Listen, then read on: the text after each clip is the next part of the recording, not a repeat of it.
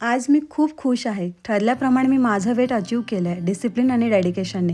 घरात सासू असणं म्हणजे खऱ्या अर्थाने एक मजबूत आधार असतो. तिचा अनुभव, तिचं मार्गदर्शन आणि तिची साथ यामुळे घरातली प्रत्येक काम सहजपणे पार पडतं.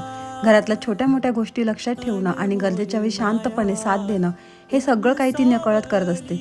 आजच्या धावपळीच्या आयुष्यात स्पेशली काम आणि घर दोन्ही सांभाळताना सासूचा हातभार असणं म्हणजे अर्धा कमी ताण झाल्यासारखं वाटतं. कधी आईसारखी काळजी घेणारी तर कधी मैत्रिणीसारखी समजून घेणारी अशी सासू घरात असेल तर खरंच घर अधिक सुंदर, उबदार आणि पूर्ण वाटतं.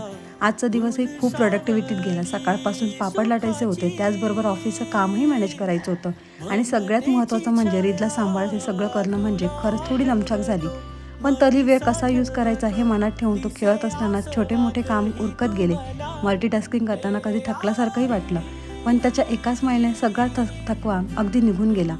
शेवटी तो झोपला तेव्हा थोडासा शांत वेळ मिळाला. मग उरलेलं सगळी कामं पूर्ण केल्यावर एक वेगळी समाधानाची फिलिंग आली. असा दिवस जरी थकवणारा असला तरी मनाला खूप आनंद देऊन जातो. आजकाल आपल्यासारख्या मुलींना ऑफिसमुळे जुन्या पद्धतीने पापड, वाळवणी, लोणची करणं एकटीने जमत नाही आणि मग अशा वेळी शॉर्टकट आपण वापरतो. दुकानातनं रेडीमेड घेऊन येतो, पण खरं सांगायचं तर घरी बनवलेल्या पदार्थांना जी चव असते ना ती खूप वेगळी असते, दुप्पट समाधान देणारी असते.